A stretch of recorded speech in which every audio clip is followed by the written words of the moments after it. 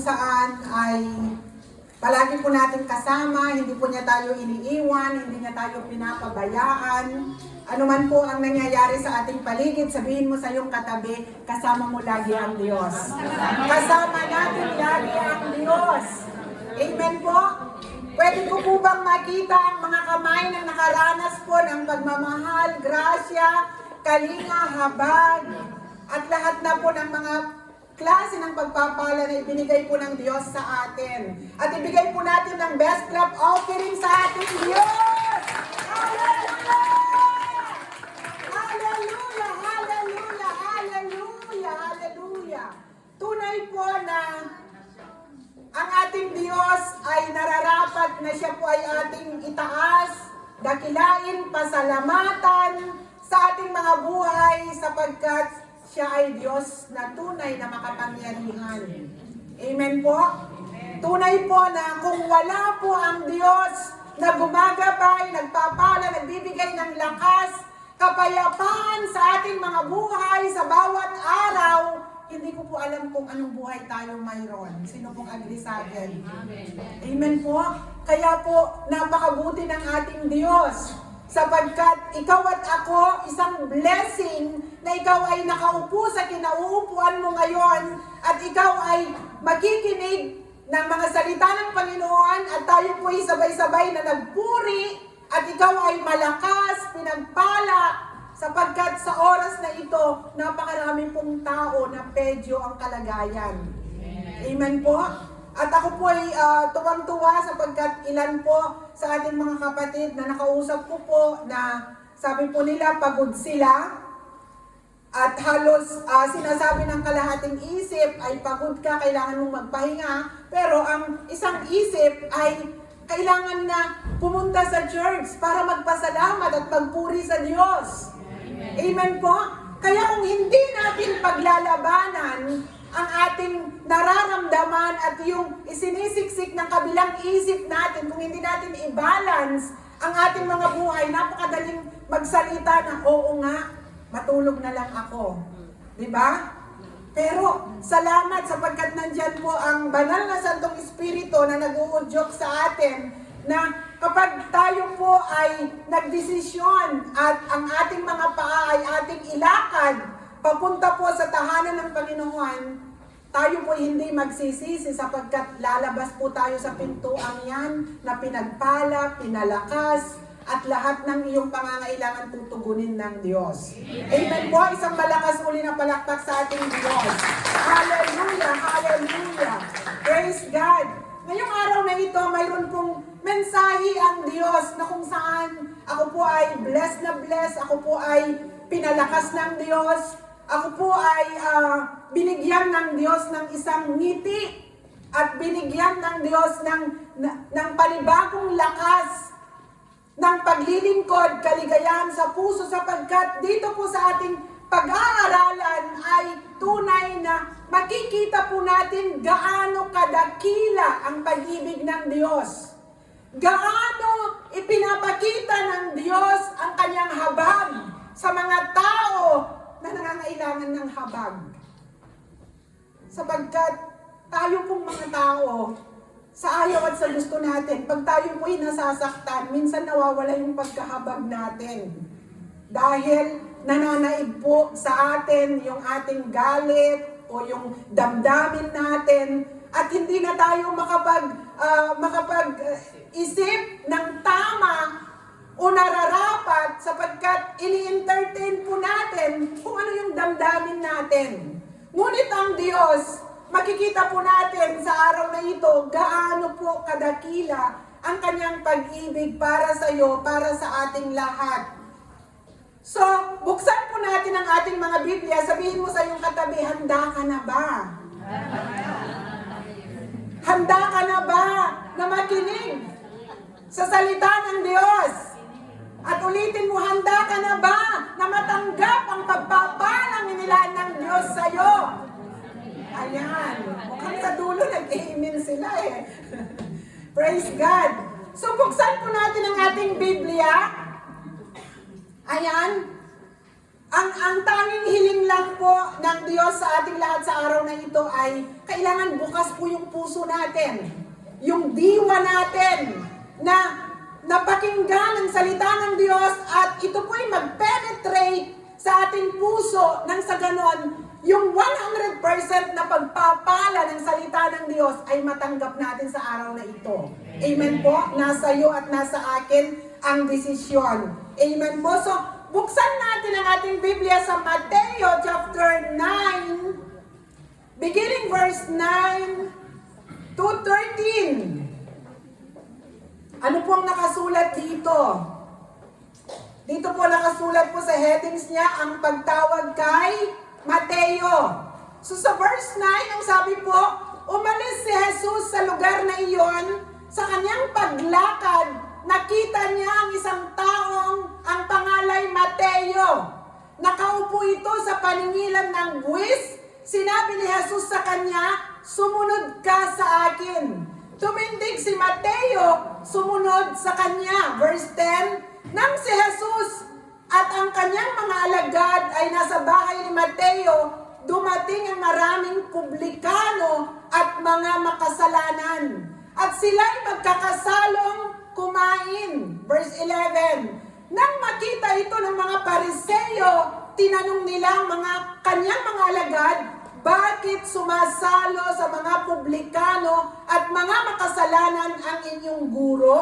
Verse 12, narinig ito ni Jesus at siya ang sumagot, ang mga may sakit ang nangangailangan ng manggagamot, hindi ang mga walang sakit. Verse 13, humayo kayo at unawain ninyo ang kahulugan nito. Habag ang ibig ko at hindi hain, sapagkat naparito ako upang tawagin ang mga makasalanan, hindi ang mga banal. Ang Diyos po ang mapapurihan sa kanyang banal at makapangyarihang salita. Tayo pong lahat ay sumaglit na ipikit natin ang ating mga mata, buksan natin ang ating mga puso, at tayo po ay humingi ng habag ng banal na Santong Espiritu, ng guidance ng banal na Santong Espiritu sa araw na ito. O Ama naming Diyos na makapangyarihan sa lahat, sa pangalan ng Panginoong Hesus at sa kapangyarihan ng banal na Santong Espiritu, o Diyos, narito po kami sa inyong dakilang harapan. Wala po kaming pwedeng ipagmalaki sa iyo. Sapagkat ang aming kaisa-isang buhay, ito po Diyos ay kaloob mo, regalo mo. Panginoon, ang buhay na ito, o God, ay kami mabuhay upang ikaw ay maluwalhati sa aming mga buhay. Kaya sa araw na ito, kami naninikluhod kung kami man ay nagkulang, nagkasala. O God, forgive us and cleanse us with the most precious blood of Jesus.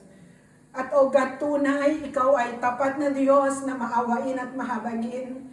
Kami ay patuloy mong kinakahabagan, pinapatawad at nililinis, o Diyos, at minamarapat na makapanatili, o Diyos, sa iyong banal na dako at maranasan namin ang iyong banal na presensya. Kaya sa oras na ito, oh God, we know and we believe, Lord, kami ay minarapat mo na, and we claim, Lord, the free moving of the Holy Spirit upon this place, upon our lives, oh God. At hindi po kami aalis sa lugar na ito na hindi mo kami pinagpala. Kaya, oh God, salamat. Pagpalain mo ang iyong salita. Pagpalain mo ang iyong abang lingkod, not my weakness be seen, but your glory alone. Oh God, may your name, oh God, your name, Jesus, be lifted up and be shine in this place. Oh God, salamat at tunay. O Diyos, alam namin ang araw na ito, pinagpala mo na, O God, at tunay, O God, ganap na, Lord God, ng iyong mga anak, O Diyos, ay binigyan mo na rin, Panginoon, kami ng anointing, Lord. O God, na maunawaan namin ang kadakilaan ng iyong salita. Salamat po, purihin ka, sambahin ka, at dakilain ka, sapagkat ang araw na ito, O Diyos, O God, nirelease mo na dyan sa iyong trono ang nararapat na i-release para sa buhay ng bawat isa at sa lugar na ito. Salamat po, purihin ka, sambahin ka, dakilain ka. Ito pong aming dalangin sa pangalan ng Panginoong Hesus. Amen and amen. Hallelujah. Sa araw na ito ay makikita po natin, tulad po ng sabi ko kanina, gaano kadakila ang pag-ibig ng Diyos? Gaano nga ba? Tanungin natin ang ating sarili. Gaano nga ba kadakila ang pag-ibig ng Diyos? Na kung saan ikaw at ako minsan, kapag tayo'y nakimingle sa mga tao, para bang minsan sinasabi natin sa mga tao na hindi sila karapat-dapat na makalapit sa atin. Pero vice versa, isipin natin, tayo rin ba karapat-dapat na makimingle sa Diyos? Amen po? Kaya makita natin gaano kadakila ang pag-ibig ng Diyos sapagkat sino man ako, sino ka man, sino man tayo, minahal tayo ng Diyos. At mahal na mahal tayo ng Diyos. Nakakagawa tayo ng pagkakamali, but still, the Lord love us. Yun ang katotohanan doon. Hindi dahil ikaw at ako ay mabuti, pinagpapala niya tayo, but the Lord is good. Ang Diyos ay mabuti at mapagmahal at dakila ang kanyang pag-ibig. Kaya sa araw na ito, nais ko pong dalhin sa ating kalagitnaan, nilagyan ko po ng title, How Jesus Turns Trash into Treasure. Paano transform ng Lord? Na parang ang isang buhay sa tingin ng iba ay basura. Ngunit para sa Diyos, ito isang kayamanan. Isang treasure. Na iisipin po natin ang trash, ang basura, itinatapon kung saan. Diba? Pag nakita natin ang basura, kung ayaw nating magpagod, minsan ang ating mga paa, anong ginagawa natin? Sisipain mo. Dahil tinatamad kang kuhanin at ilagay sa basurahan, at dahil napapastidyo ka, dahil walang halaga, sinisipa mo na lang para mawala lang sa dadaanan natin. Pero ang Diyos, mahalaga sa Kanya. Napakahalaga sa Kanya, ikaw at ako. Dahil minsan, kung iisipin natin, ikaw at ako ang buhay natin, parang walang halaga. Di po ba? Nagkaroon tayo ng isang buhay na kung saan, para bang pag nakita tayo ng tao, yung parang minamata, di ba? Minamaliit, wala kang kakayanan, wala kang may pagmalaki, walang magtanggol sa'yo, at halos lahat na ng tao ayaw kang makasama sapagkat minsan sa buhay natin tayo nakagawa ng kasalanan, tayo ay gumawa ng mga maling desisyon, tayo ay nabigo, tayo ay gumawa ng mga bagay na nasaktan natin ang ating kapwa, tayo ay nasaktan, na baliwala ang ating mga buhay at dumating tayo sa punto, we are like a trash. Walang halaga.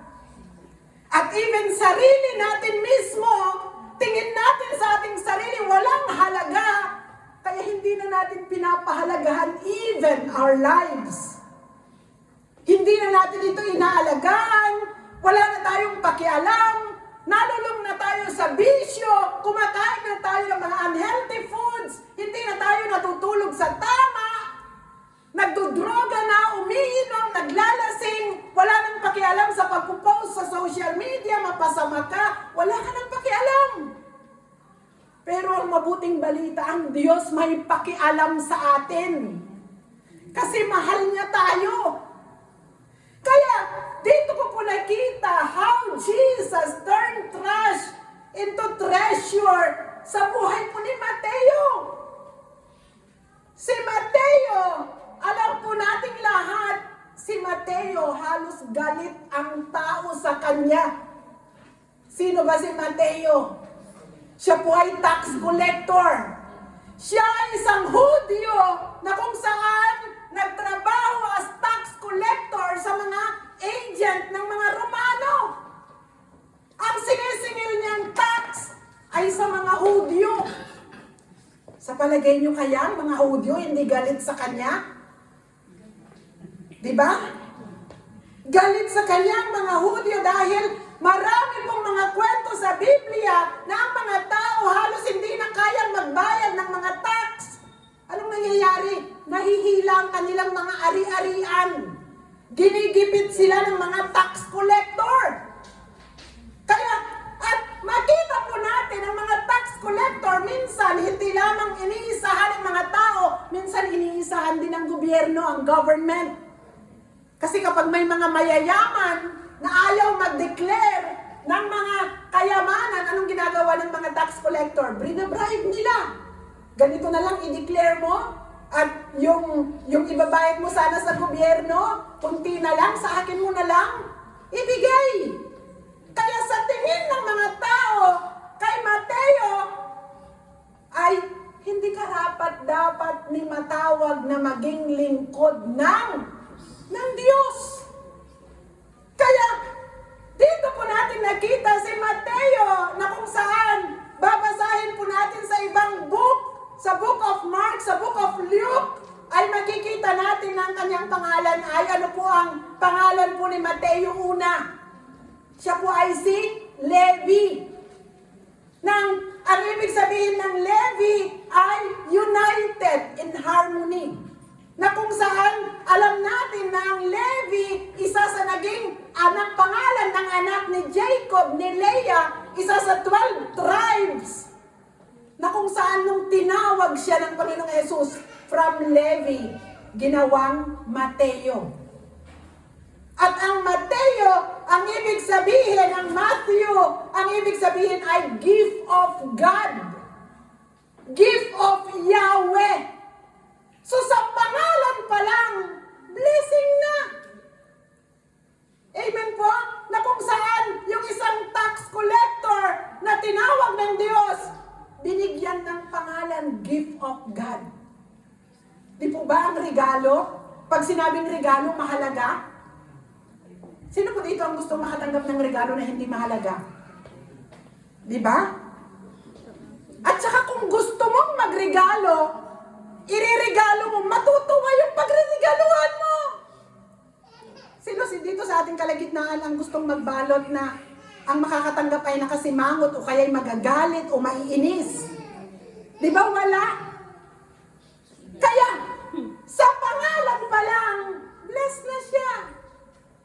Kaya po napakahalaga na yung ipangalan natin sa ating mga anak, bago po natin ibigay, isipin muna natin.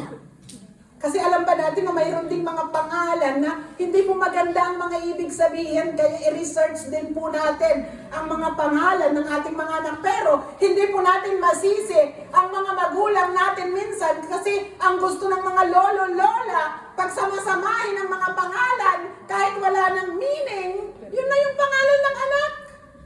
Kasi magtatampo si lolo pag hindi mo, kung bagay kaya lahat ng mga letters na lang ng pangalan, dugtong, at kung ano yung kinalabasan, ayun ang pangalan ng anak. Di po ba? Kaya yan, si Sister Rose malapit ng mga anak at tag dito. Ayan, kapag lalaki, sigurado kasing lalaki ang anak niya, ayan, papangalanan niyang Mateo. Ayan, glory to God.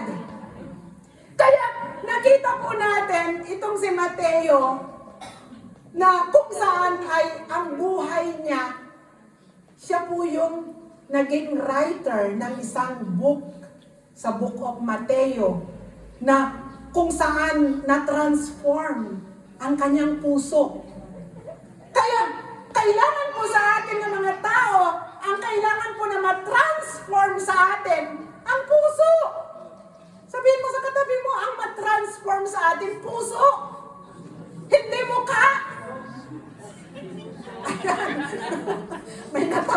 May natawa po. Kasi pag mukha, ayan, hindi tayo makilala ni Lord. Diba? Ang puso natin ang kailangan ay ma-transform. Kaya po, ganun na lang kadakila ang pag-ibig ng Diyos. Si Mateo po ay nasa puso na siya ng Diyos. Kasi kung iisipin po natin na si Mateo ay isang Hudyo, ang kanyang magulang ay mayroon pong takot sa Diyos at ang magulang wala na pong iniisip, ipinanalangin na si Mateo maglilingkod sa Diyos. Pero ano pong nangyari? Instead na sumunod na maglingkod sa Diyos, naglingkod po siya sa mga Romano. At doon siya po ay naging tax collector. Instead na ang kanyang buhay ay kaaya-aya at matutuwa ang mga tao sa kanya, halos galit ang mga tao sa kanya.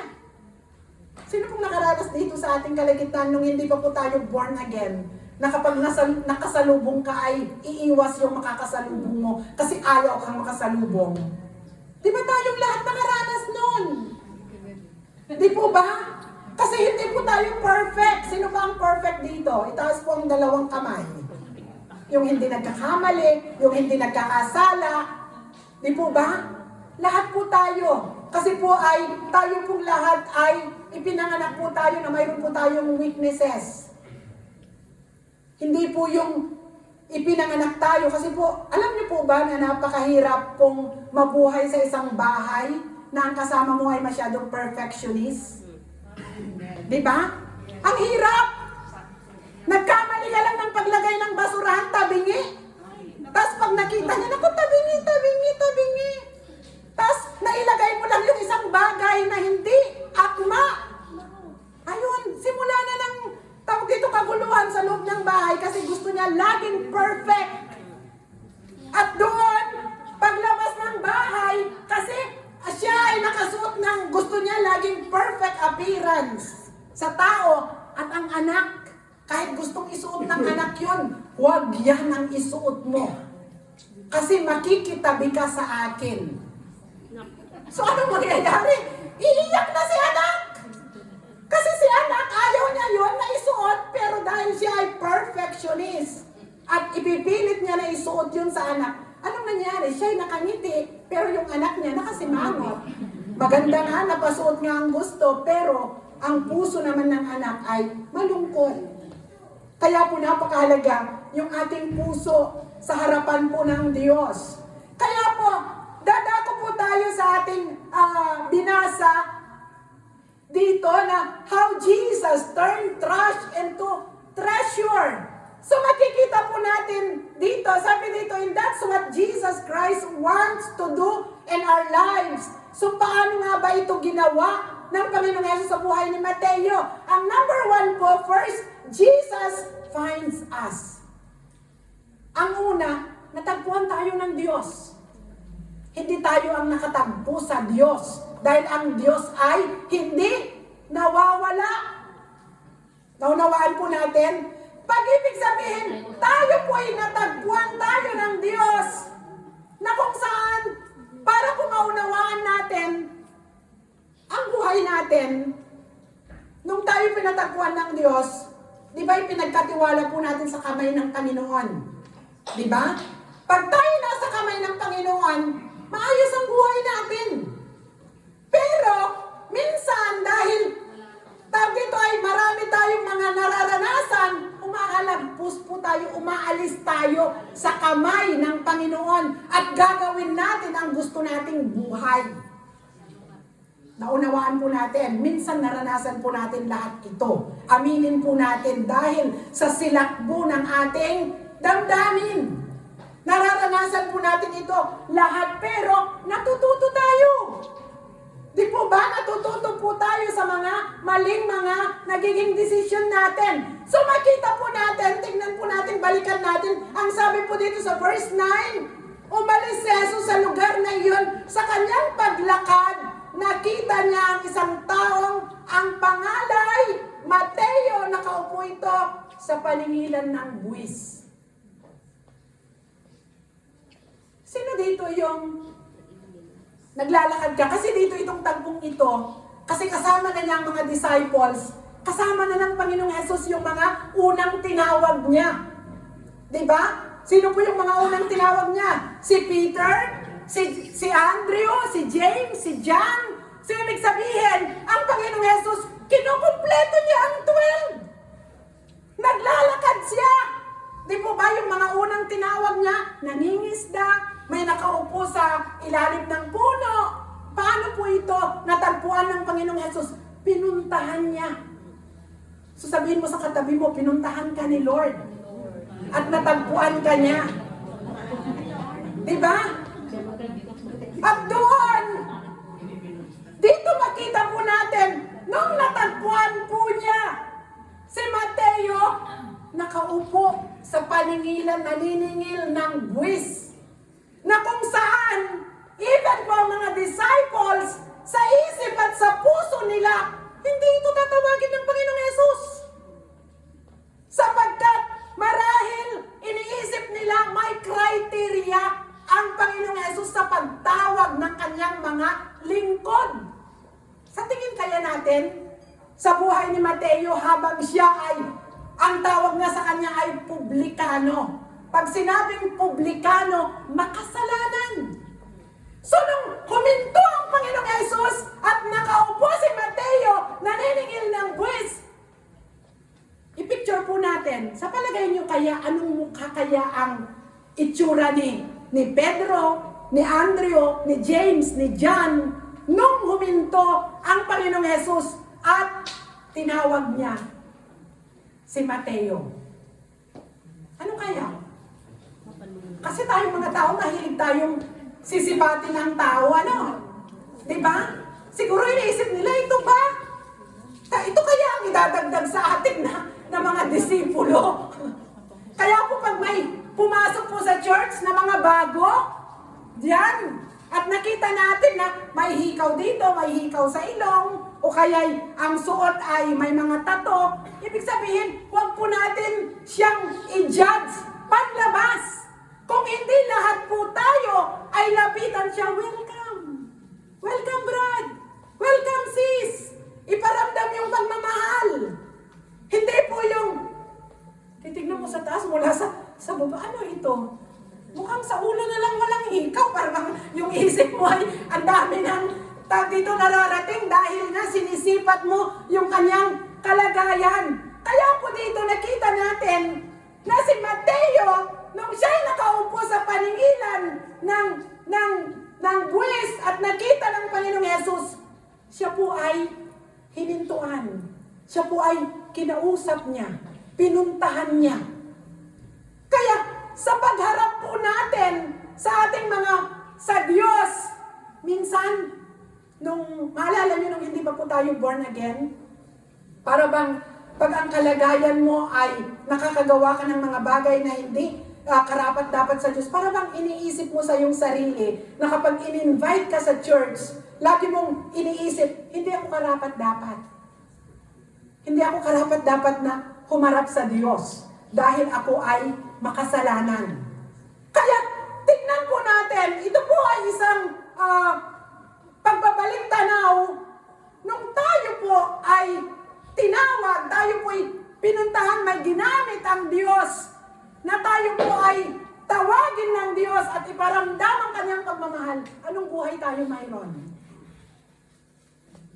Nung time na yon, ang buhay ba natin ay kagaya sinabi ko kanina na wala ng direction, magulo, ang mga tao ay ayaw nang magtiwala sa atin, tayo ay minamata ng mga tao. Pero nakita natin na kahit hindi tayo mahalaga sa tao, ang Diyos, nung tayo naramdaman natin ang pag-ibig ng Diyos sa ating mga buhay, di po ba yung kagalakan sa ating puso ay nag-uumapaw?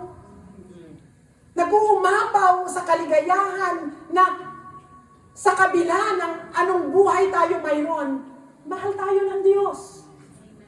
Di po ba? Mahal tayo ng Panginoon.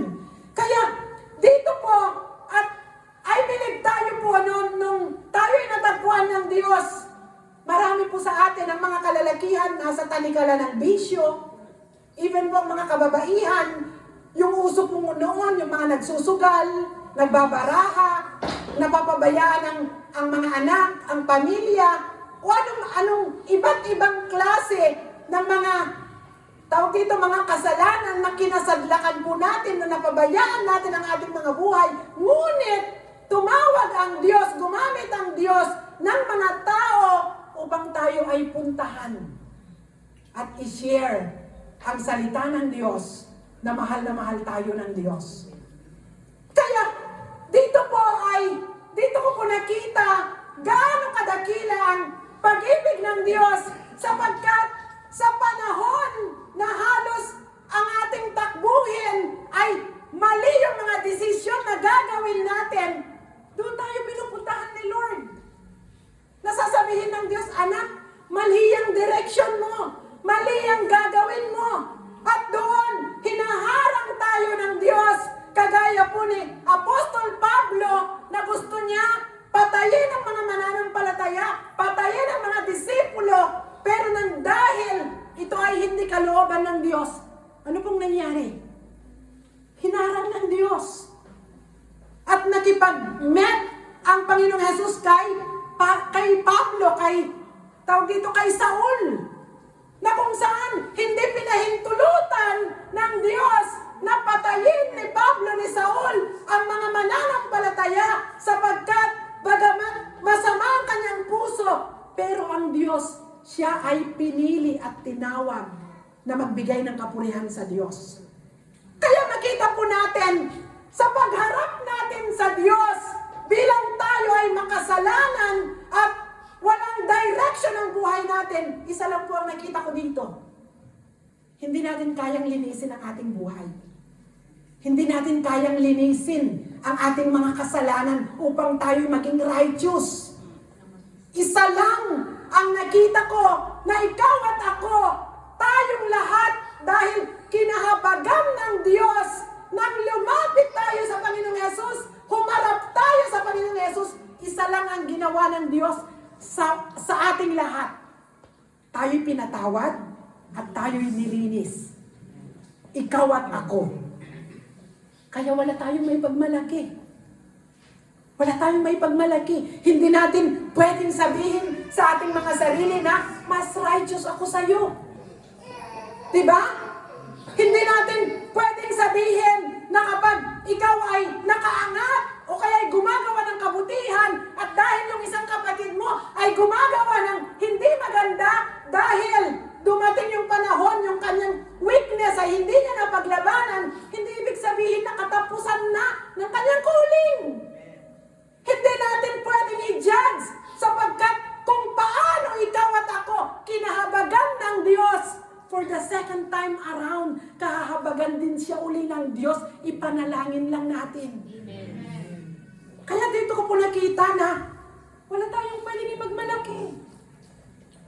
Kung tayo man ngayon, nakakagawa tayo ng kabutihan, salamat sa grasya ng Diyos. Kung tayo man ngayon ay nasa maayos tayong kalagayan dahil sa grasya ng Diyos. Kaya po, kapag mayroon tayong nakita na dumadanas ng pagsubok at kita mo na parang lumilihis sa gusto ng Diyos, ipanalangin natin na yung grasya habag ng Diyos dumaloy sa Kanya at magkaroon uli siya ng lakas ng loob na itama ang mga mali na naging desisyon niya. Sabihin mo sa iyong katabi, hindi pa tapos ang Diyos sa buhay mo. Kapatid. Amen po? Hindi pa tapos, nag-uumpisa pa lang ang Diyos sa atin.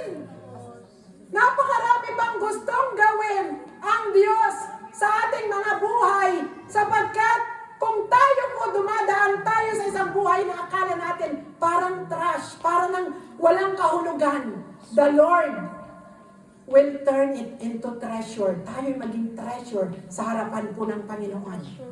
Sapagkat mahal na mahal po tayo ng ating Diyos. And number 2 po dito sa the same verse 9, at ang sabi po dito, nakaupo ito sa paningilan ng buwis, sinabi ni Jesus sa kanya, sumunod ka sa akin. Tumindig si Mateo at sumunod sa kanya. Dito po ako na-amaze. Kasi, nung tinawag si Mateo ng Panginoong Jesus, nakagawa na siya ng mga kababalaghan. Nakita na niya na ang Panginoong Jesus ay makapangyarihan. So, marahil si Mateo, pwede niyang isipin na, ako ba'y karapat dapat? Ako'y makasalanan. Ako'y kinagagalitan ng maraming tao. Ako ba'y karapat dapat na sumunod sa Kanya?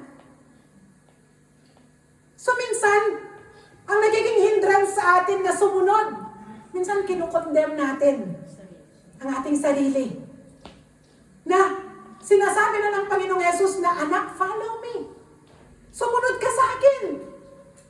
Pero nang dahil ang tingin mo, yung focus mo sa iyong sarili, not to the Lord, nahihinder yung calling ng Diyos sa iyo. Dahil nakatingin ka sa iyong sarili. Ngunit si Mateo ay ang tinignan niya ang Panginoong Jesus na tumawag sa kanya. Hindi ang kanyang sarili. Tinignan niya si Jesus. At hindi siya nagdalawang isip na tumayo, iniwan ang anumang klaseng buhay na kinagagalitan siya ng maraming tao, na ikinukonsider siya na isang publikano, at doon, nagdesisyon siya sa kanyang sarili, 100%, wala siyang pakialam, iniwan niya ang pagiging tax collector, iniwan niya ang kanyang kinauupuan, at siya'y sumunod sa Panginoong Jesus, sapagkat ang sabi ng Panginoong Jesus, sabi niya sa kanya ay, sumunod ka sa akin, tumindig si Mateo, at sumunod sa kanya. So, ibig sabihin, pag sinabing sumunod, ay makita po natin, sabi dito, the original word, follow me, the original word picture here is to walk with the same road. Ibig sabihin, pag follow me, kung saan naglalakad si ang Panginoong Yesus, nandun siya. Kung anong ginagawa ng Panginoong Yesus, susundin niya. Kung anong sinasabi ng Panginoong Yesus, gagawin niya. Kung anong kalooban at kung ano ang Panginoong Yesus, susundin niya ito. Kaya nakita po natin, yun po yung tinitignan natin pag sinabing, sumunod ka sa akin. Kaya ko bang sumunod? Yun po yung tinatanong natin sa ating sarili. Pero, pag nagdesisyon ka na ikaw ay susunod sa Diyos, huwag ka nang mag-iwan ng 5%. Matanong ko kayo, sa inyong kinauupuan, may tiwala ba kayo sa upuan na kinauupuan ninyo? May tiwala kayo na hindi kayo babagsak? Hello? Sino ang nakaupo dyan sa inyo na yung 10% ng weight ninyo ay... Di ba?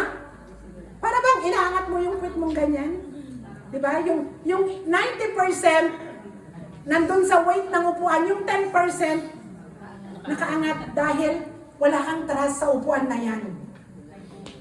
Minsan, sa buhay natin bilang tinawag ng Diyos na tayo sumunod sa Kanya, kaya hindi tayo nakakasunod sa Diyos sapagkat hindi tayo 100% na isinuko ang buhay.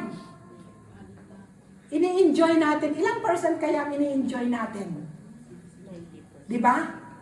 20%, 50%, 60%, 70%. Lord, pwede ba? Susundin kita? I will follow you only 30%. Yung 70%, decision mo. Decision natin.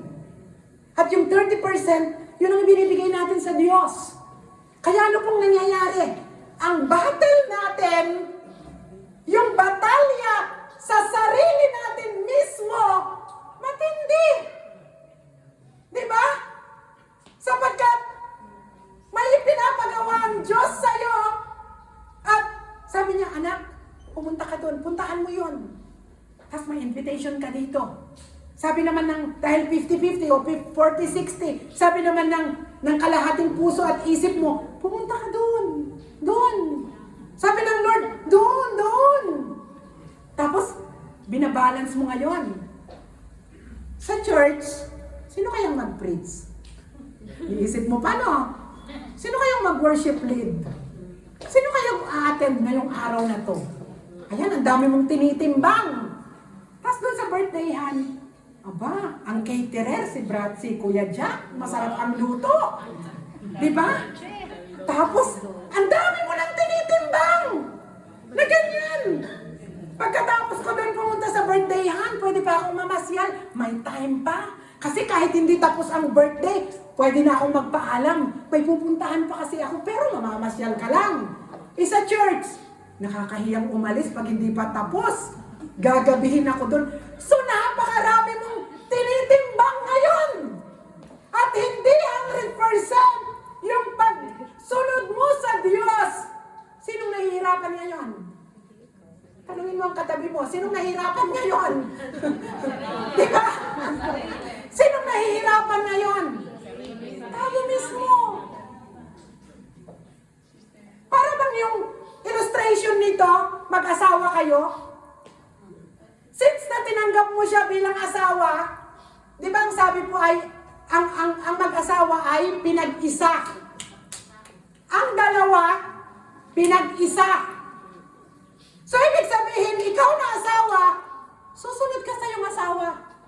Magiging tapat ka. Ngayon, may gusto kang gawin na ayaw mong ipaalam sa asawa mo. May desisyon ka ngayon na ayaw mong ipaalam sa asawa mo. So, ibig sabihin, yung katapatan mo ngayon sa iyong asawa o sa iyong boyfriend, hindi na 100%. Sino ngayon ang nahihirapan? Yung asawa mo na walang nakakaalam o ikaw na nakakaalam? Ikaw na nakakaalam. Kasi anong kalaban mo? Ang konsensya mo. Nagtatago ka. Ingat na ingat ka sa sinasabi mo. Naku, baka pag madulas ako, malalaman, away nito. So, sino nagkikreate ng problema? Tayo. Kaya, nakita po natin ang pagsunod sa Diyos. Nakita natin na bless ako dito si Mateo. Siya'y tumayo, siya'y sumunod sa Panginoong Jesus sapagkat alam niya na ang Diyos, ang Panginoong Jesus na tumawag sa Kanya ay kaya siyang baguhin sapagkat makapangyarihan. Kaya po, siya po ay sumunod sa Panginoong Jesus at nakita po natin, sabi po, dito sa Efeso chapter 5, 1 and 2, sabi niya, yamang kayo'y mga anak na minamahal ng Diyos, tularan ninyo siya, mamuhay kayo ng may pagmamahal tulad ni Kristo dahil sa kanyang pagmamahal sa atin, inialay niya ang kanyang buhay bilang mabangong alay at handog sa Diyos. Kaya po, sabi po dito ay tularan natin ang Panginoong Yesus na siyang tumawag sa buhay ng bawat isa po sa atin. Kaya, nakita ko po ito na bless po ako sa buhay ni Mateo sapagkat kung babasahin mo ang Book of Mateo, mabibless ka sa kanyang buhay. Kung paano niya ito isinulat. Kung paano nabago yung kanyang puso sa pagsulat. Kung ano, gaano kadakila ang pag-ibig ng Diyos, mababasa po natin sa Book of Mateo. Kaya po, nakaka-bless po ang kanyang buhay sapagkat nung binago po siya ng Diyos, nakita natin dire-diretso siya. Sumunod po siya sa Panginoong Jesus.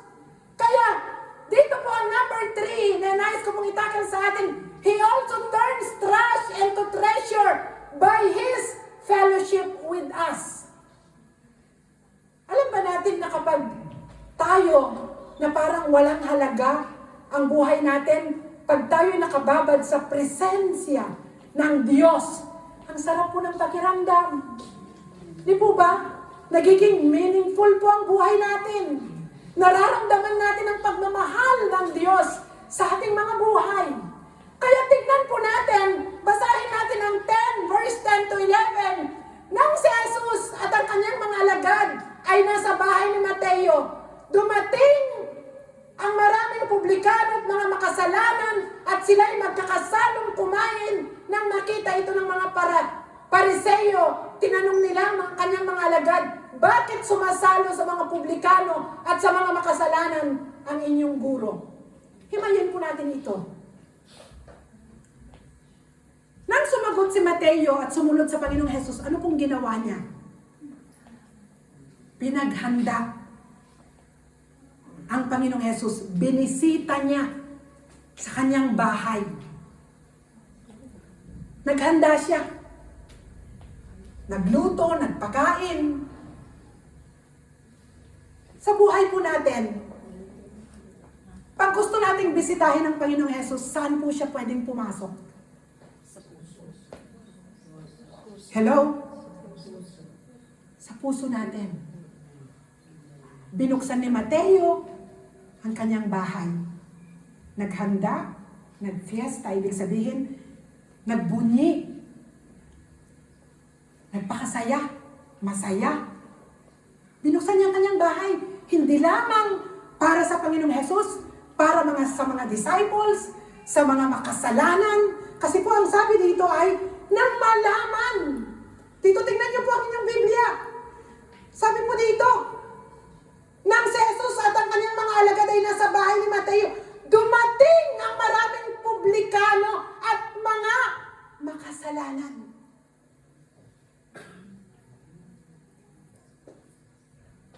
Ang bahay ni Mateo ay considering ang ating puso.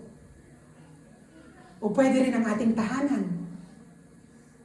Nang papasukin natin ang Panginoong Hesus, ang Panginoong Hesus lang ba ang papapasukin natin? Hindi ba natin kayang papasukin ang mga taong makasalanan? O tayo yung mga tao na hindi ka pwedeng pumasok sa bahay ko kasi makasalanan ka. Kaya na-bless po ako dito. Sabi ko, Lord, anong pusong mayroon ka? At doon, mahal na mahal niya ang mga makasalanan.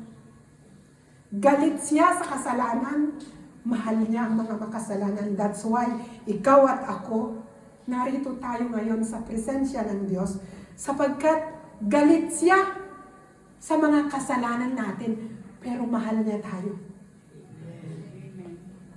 Kaya tinawag niya tayo. Kasi kung ang mamahalin niya ay sapagkat kung galit siya sa kasalanan at galit din siya sa makasalanan, wala tayo ngayon. Wala tayo sa presensya ng Diyos. Ngunit ang Diyos, galit siya sa kasalanan, pero mahal niya ang mga makasalanan. Kaya si Mateo, nung siya ay nagdesisyon na sumunod sa Panginoong Hesus, binuksan niya ang kanyang tahanan para sa Diyos at para sa mga taong makasalanan. Kaya po sa araw na ito, ang mensahe ng Diyos ay, kasi ituloy ko po dito, sa verse 11, nang makita ito ng mga Pariseyo, tinanong nila ang kanyang mga alagad, bakit sumasalo sa mga publikano at sa mga makasalanan ang inyong guro? Ito po yung mga taong judgmental na tinatawag na sila po yung mga namumuno sa simbahan, mga Pariseyo. Ito po ay, sila po ay nakakaalam ng batas, the law of Moses, na sila po yung mga nakasuot ng mga abito na sinasabing mga lingkod ng Diyos. Pero sila po ay judgmental. Nang sabi nila, bakit ang inyong guro nakikisalo sa mga makasalanan? Na kung saan makikita natin dito, ang Panginoong Hesus masayang masaya. Na ang Panginoong Hesus nakikisalo sa mga makasalanan sapagkat ang nais niya iparamdam, ipadama ang kanyang pagmamahal sa mga makasalanan sapagkat ang tinuturing ng mga tao na parang trash, parang basura, the Lord will turn it into treasure. That's why ngayon ikaw at ako, ang buhay natin ngayon parang treasure. Ikaw ngayon ay mahalaga. At ang mga tao ngayon, pag nakita ka, hindi ka na iniiwasan. Ang mga tao ngayon ay nabibless na sa'yo. Nagiging pagpapala ka na.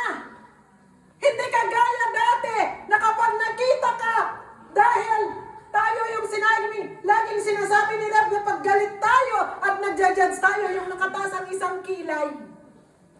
Kasi judgmental tayo dati. Pero ngayon, ikaw at ako, binago tayo ng Diyos. At considering tayo po ay treasure, paghahari tayo ng Diyos. mahal na mahal tayo ng Diyos.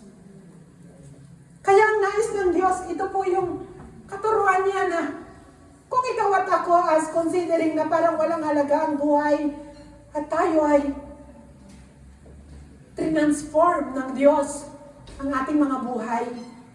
Kaya po pag may mga tao na kita natin ang kanilang buhay ay patapon, wala nang pag-asa. Sila ay namumuhay sa kasalanan, sa bisyo, o ano pa mang buhay na ang mundo ay ayaw na sa kanila. Ito po ay ikaw at ako, transform ang buhay mo, ang buhay ko, tinawag tayo ng Diyos. Tayo po ngayon ay agent, na tayo ang mga tao na nasa kadiliman. Kung tayo ngayon ay nasa liwanag, dalhin din natin sila sa liwanag, sa harapan ng Diyos, sa paanan ng Panginoong Hesus. Huwag po nating iwasan ang mga tao na inaakala natin namumuhay sa kasamaan, sa mga buhay na makasalanan, kung hindi ipag-pray po natin. Lapitan natin, magsilbi kang liwanag, sapagkat kung ang liwanag ni Kristo ay nasa iyo, kung ang mga tao na nadidiliman dahil ikaw ay liwanag, magkakaroon din ng liwanag ang kanilang mga buhay bilang ikaw ay niliwanagan ng isip at puso ng Diyos. Palakpakan po natin ang Diyos. Huwag po natin itong ipagkait. Kaya timbangin po natin, ikaw ba yung heart ng Panginoong Hesus o yung heart ng mga Pariseyo na alam mo ang salita, ang batas ni Moses at tayo ang salita ng Diyos ngayon, ngunit minsan judgmental po tayo na kung ano lang ang nakikita ng mata natin at hindi mo naaarok kung ano ang nasa kaloob-looban, mabilis na lang tayo magbitaw ng salita. Ngunit ito ay hindi po, ayaw po ng Diyos, ito po ay, at dito, tingnan natin ano pong sagot ng Panginoong Hesus sa verse 12. Tingnan natin ang verse 12. Narinig ito ni Jesus at siya ang sumagot. Ang tinanong ng mga disciple. Diba? Bakit ang guro nyo nakikisalamuha sa mga makasalanan? Para bang may nagsabi no, bakit ang pastor nyo ay nakikisalamuha sa mga taong mabisyo? Kung ang mga buhay ay ganito. Diba? Madaling sabihin. Pero yung pastor, dahil may compassion siya, representative siya ng Panginoong Hesus. Na ang sabi ng Panginoong Hesus, mahal niya ang mga makasalanan. Kaya kung ang nais ng Diyos abutin ang mga makasalanan, ang lingkod ng Diyos na ito pupunta doon. Amen po, at ganun din ikaw at ako, pumunta ka doon para abutin ang pinapaabot ng Diyos at matransform ang kanilang mga buhay. sabi sa verse 12, narinig ito ni Jesus at siya ang sumagot. Ang mga may sakit, ang nangangailangan ng manggagamot, hindi ang mga walang sakit. Sino po dito ang may anak na doktor? O kapamilya, o kamag-anak, pamangkin na doktor. Sila ba'y nag-aral ng doktor at ang kakatok sa kanilang klinik ay walang sakit? Hello? Palagay nyo kaya itong doktor na ito na nagsunog ng kilay sa pag-aaral, ibig sabihin, naglaan ng oras, buhay para makagraduate as doctor at makakuha ng license. Palagay nyo kaya ay ayaw niyang makimingle sa mga may sakit? Hello? At pag may kumatok sa kanyang pinto, dahil may sakit, sasabihin niya, lumayo ka sa akin. Layo, may sakit ka. Diba? Pero, dahil siya po ay nag-aral ng doktor, of course, kaya siya nag-aral para sa mga may sakit. Kaya nga mayroon pang mga dalubhasa sa mga iba't ibang klase ng sakit. Dahil para alam nila ang kanilang gagawin kapag ito'y hinarap nila. Kaya ang Panginoong Hesus ang sagot niya, ang nangangailangan ng doktor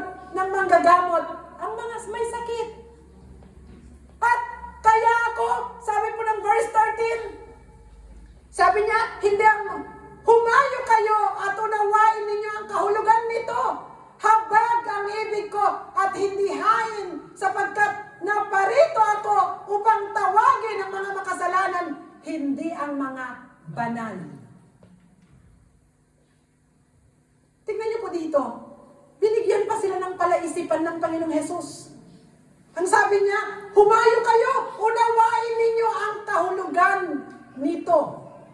Sabi po niya, sapagkat naparito ako upang tawagin ang mga makasalanan, hindi ang mga banal.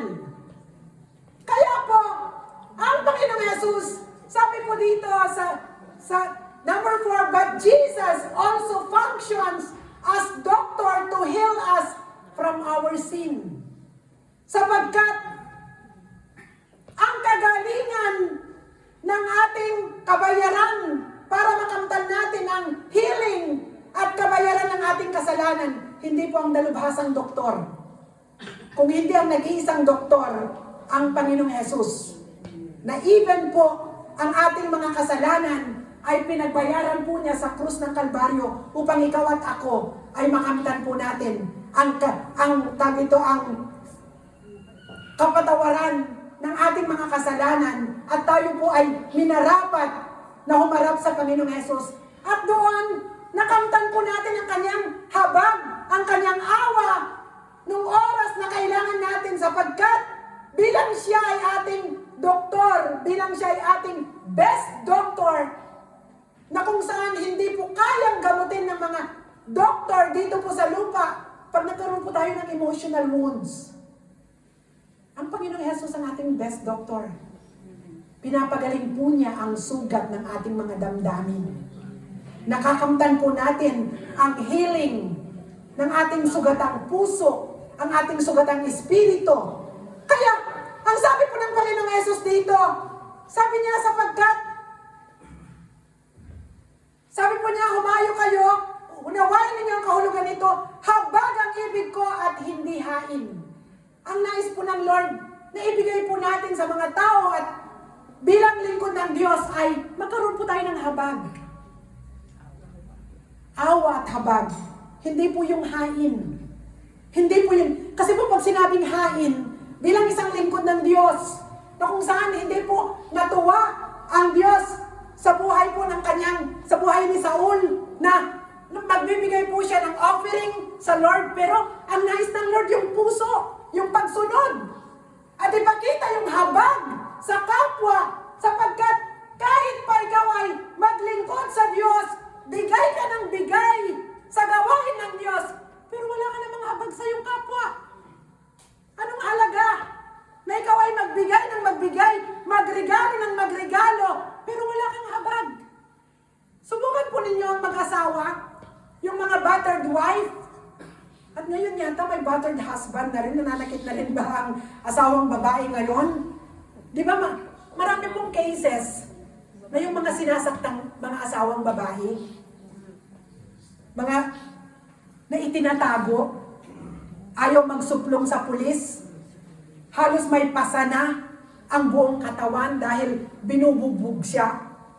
At ang asawang lalaki, kinocompensate siya dahil mayaman siya, bibilhan siya ng diamante, bibilhan ng magagarang kasuotan, at doon habang sinasaktan siya, ipapasuot sa kanya yung mga magagarang damit, mga diamante, kung ano-ano pa. Pero itong babaeng ito, itong taong ito, sinasaktan.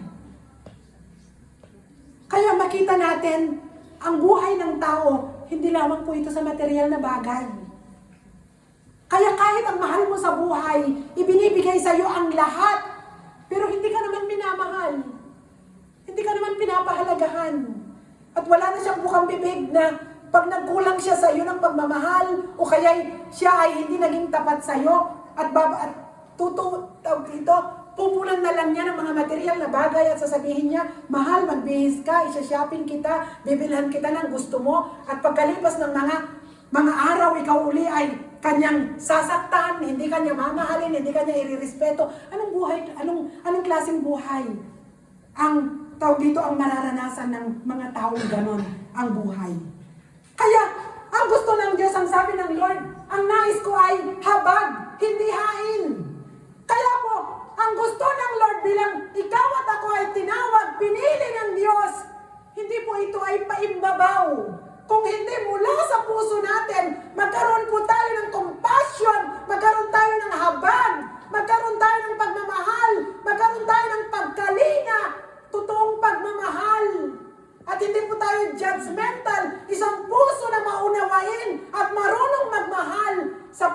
na kailangan ito ng ating kapwa, kailangan ng ating mga kapatid sa pananampalataya, sapagkat ikaw at ako, hindi natin maipapangako na hindi po tayo magkakamali. Ito po yung nakita ko dito. Ito yung katotohanan ng buhay na ikaw at ako, sapagkat ang sabi po ng Biblia, kung kayo-kayo rin lang ay magkakagatan, mauubos kayo. At kung wala pong pagpapatawad, walang pagmamahal, walang compassion, walang habag, there is no grace, mercy, caring, pagmamahal sa bawat isa, sa pamilya, sa spiritual family, anong mangyayari? Magkawatak-watak ang mga tao. Kung sinasabi natin, we are the follower of Christ, ikaw ay tumugon, ikaw ay tinawag, ikaw ay sumunod sa Diyos. Makita po sa atin, magmahalan po tayo. Pag may nagkamali, magpatawaran po tayo. At ang buhay ay tuloy-tuloy lang. Ang buhay po lang ibinigay ng Diyos sa atin, regalo ng Diyos ito. At dito ko po nakita kapag ang isang pamilya may nagkamali at nagawa ng pagkakamali at natuto po tayong magpatawad at magmahal, napapapurihan ng Diyos. At doon nakikita na totoong ikaw at ako, we are the follower of Christ because marunong tayong magmahal at magpatawad. Amen. Palagpakan po natin ang Diyos. At dito po ako mag-i-end. Sa 1 Peter chapter 2, verse 9 to 10, sabi niya, but you are God's chosen treasure, priests who are kings, a spiritual nation, set apart as God's devoted ones. He called you out of darkness to experience His marvelous light, and now He claims you as His very own. He did this so that you would broadcast His glorious wonders throughout the world. For at one time you were not God's people, but now you are. At one time you knew nothing of God's mercy because you had not received it yet, but now you are drenched with it. Kaya, ikaw at ako, kung babasahin po natin sa ibang translation, we are God's possession. Tinignan ko po sa lahat ng translation, ang ginamit ay, we are God's possession. Pag sinabing possession, tayo may mga possession po tayo. Pag sinabing possession, pinapahalagahan natin ito. Tayo'y mahalaga sa Diyos. We are like a trash that God transform us like a treasure. Kaya po, bilang ikaw at ako, bago tayo mag-pray at magpuri sa Diyos, balikan natin ang buhay ni Mateo. Nakaka-bless po ang kanyang buhay. Isang makasalanan, minahal siya ng Diyos. Hindi nagdalawang isip ang Diyos na siya ay puntahan, tawagin. Sinabihan siya na sumunod ka sa akin at siya ay sumunod. At si Mateo, of course, nung unang panahon na sumunod siya sa Panginoong Jesus, marami siyang naranasan na persecution. Kasi ang taong kinagagalitan at bigla na lang naglalakad sa likod ng Panginoong Jesus. Persecution, marami. Kagaya na lang ng mga Pariseo, pinersecute siya. At ikaw at ako, bilang nagdesisyon na sumunod sa Diyos, nakakaranas tayo ng persecution. Minamata tayo, sinasalitaan tayo ng masakit. Na parang wala na tayong karapatang maglingkod sa Diyos. Parang wala na tayong karapatan na tumayo at umawit sa presensya ng Diyos. Pero si Mateo nagpatuloy. Siya ay sumunod, naglingkod, na-witness niya ang signs, wonders, miracles, na-witness niya nung ipako ang Panginoong Jesus, na-witness niya nung nag-resurrect ang Panginoong Jesus, na-witness niya nung ang mga disciples, ang mga apostles sa Book of Acts, gumagawa na sila ng himala. At dumating ang panahon na si Mateo, isinulat niya ang Book of Mateo. At ngayon, ikaw at ako, basahin niyo ang Book of Mateo, kung paano niyo pinasadahan niyo na lang this time. Ibang-iba ang pagbasa niyo ng Book of Mateo, sapagkat makikita niyo ang transformed life. Yung heart na na-transform, na binago, na dating makasalanan, sumunod sa kalooban ng Diyos. At ikaw ngayon na nakaupo dyan, tayong lahat na narito, sundan po natin ang buhay, ang example ni Mateo. Huwag tayong sumuko. Tayo man ay i-persecute, tayo man ay magkamali. Huwag tayong sumuko, huwag tayong tumigil, magpatuloy tayo sapagkat God has a purpose. Bakit ikaw ay pinili, tinawag, upang maging ilaw ng sanlibutan ito, maging asin sa mga nawawalan ng pag-asa. Huwag lamang ang Panginoong Jesus ang papasukin niyo sa iyong puso, bagkos ang mga makasalanan, nangangailangan ng liwanag, ng pagmamahal ng Diyos. Kung paano niyakap ng Panginoong Jesus, matuto tayong lahat yakapin ang mga tao.